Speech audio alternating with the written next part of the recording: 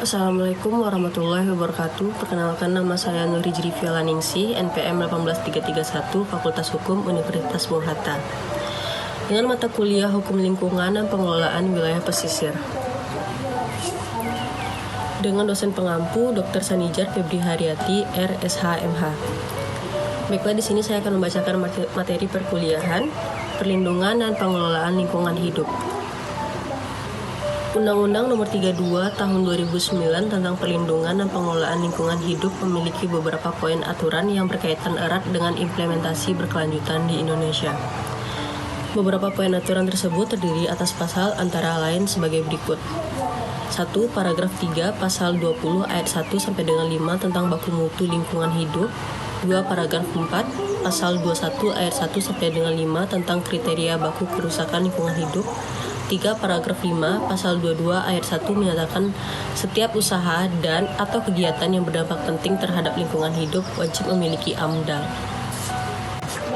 Dalam Pasal 1 ayat 1 Undang-Undang Nomor 32 Tahun 2009 menjelaskan bahwa lingkungan hidup adalah kesatuan ruang dengan semua benda, daya, keadaan, dan makhluk hidup, termasuk manusia dan perilakunya, yang mempengaruhi alam itu sendiri, kelangsungan peri kehidupan dan kesejahteraan manusia serta makhluk hidup lainnya.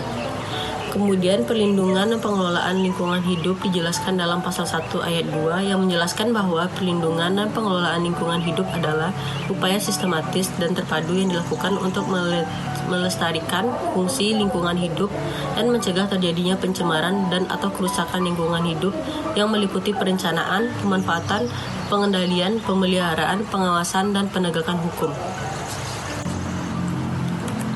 Asas perlindungan dan pengelolaan lingkungan hidup. Pasal 3 Undang-Undang 32 Tahun 2009 menjelaskan bahwa perlindungan dan pengelolaan lingkungan hidup dilaksanakan berdasarkan asas-asas antara lain sebagai berikut.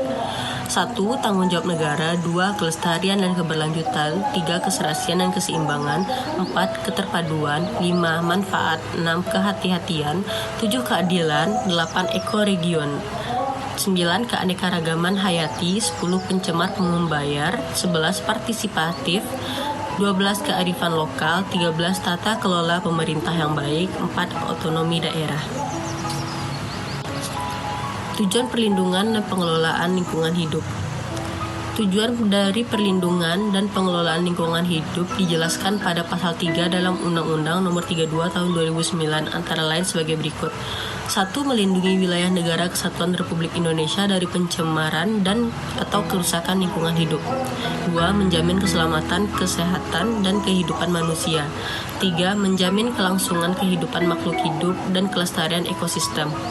4. Menjaga kelestarian fungsi lingkungan hidup. 5. Mencapai keserasian, keselarasan, dan keseimbangan lingkungan hidup. 6. Menjamin terpenuhinya keadilan generasi masa kini dan generasi masa depan. 7. Menjamin pemenuhan dan perlindungan hak atas lingkungan hidup sebagai bagian dari hak asasi manusia. 8. Mengendalikan pemanfaatan sumber daya alam secara bijaksana. 9. Mewujudkan pembangunan berkelanjutan. 10. Mengantisipasi isu lingkungan global. Larangan dalam perlindungan dan pengelolaan lingkungan hidup. Larangan dalam perlindungan dan pengelolaan lingkungan hidup dalam bagian 10 bagian 3 pasal 69 pada Undang-Undang Nomor 32 Tahun 2009 di mana setiap orang dilarang 1. Melakukan perbuatan yang mengakibatkan pencemaran dan atau perusakan lingkungan hidup. 2. Memasukkan B3 yang dilarang menurut peraturan perundang-undangan ke dalam wilayah negara kesatuan Republik Indonesia.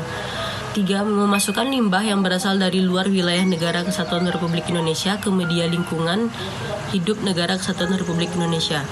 4. Memasukkan limbah B3 ke dalam wilayah negara kesatuan Republik Indonesia. 5. Membuang limbah ke media lingkungan hidup. 6. Membuang B3 dan limbah B3 ke media lingkungan hidup. 7. Melepaskan produk rekayasa genetik ke media lingkungan hidup yang bertentangan dengan peraturan perundang-undangan atau izin lingkungan. 8. Melakukan pembukaan lahan dengan cara membakar. 9. Menyusun AMDAL tanpa memiliki sertifikat kompetensi penyusun AMDAL. 10. Memberikan informasi palsu, menyesatkan, menghilangkan informasi, merusak informasi, atau memberikan keterangan yang tidak benar.